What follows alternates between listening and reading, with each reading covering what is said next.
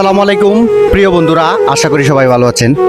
তো আপনারা ভালো থাকলেও তারাকান্দা উপজেলা পার্শ্ববর্তী গ্রাম কুরকুচিকান্দা এবং মুকামিয়াকান্দা এবং দুগাছি এই গ্রামের মানুষ ভালো নেই। তো আজকে আপনাদেরকে এই ভিডিওর মাধ্যমে দেখাবো। দেখেন এই বাড়িগুলা একদম নিবন্ধী হয়ে আছে, মানুষ চলাচলে একদম কষ্ট হচ্ছে।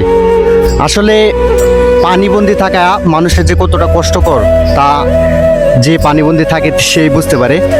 আর বিশেষ করে কথা হচ্ছে, এখানে একটি মাদ্রাসা প্রতিষ্ঠান রয়েছে। এই মাদ্রাসা প্রতিষ্ঠানের যে ছাত্রছাত্রীগুলো আছে তারা এই পানিবন্দী থাকায় মানে পড়াশোনা করতে কষ্ট হচ্ছে। এবং তোমরা যে লজিং বাড়ি যাও, লজিং বাড়ি গিয়ে খাবার আনতে কি কষ্ট হয়?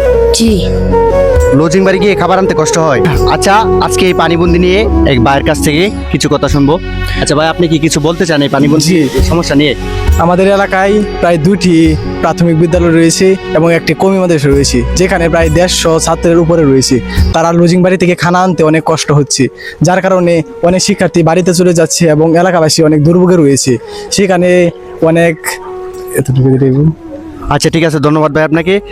আমি এই ভিডিওর মাধ্যমে ময়মনসিংহ 2 ফুলপুর তারাকান্দা জনাব মোহাম্মদুল্লাহ এমপি সাহেবের দৃষ্টি আকর্ষণ করছি।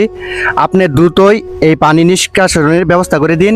সবার কাছে অনুরোধ করছি এই ভিডিওটি প্রচুর পরিমাণে শেয়ার করে দিয়ে জনাব মোহাম্মদুল্লাহ সাহেব এমপি মহোদয়ের কাছে পৌঁছে দেবেন।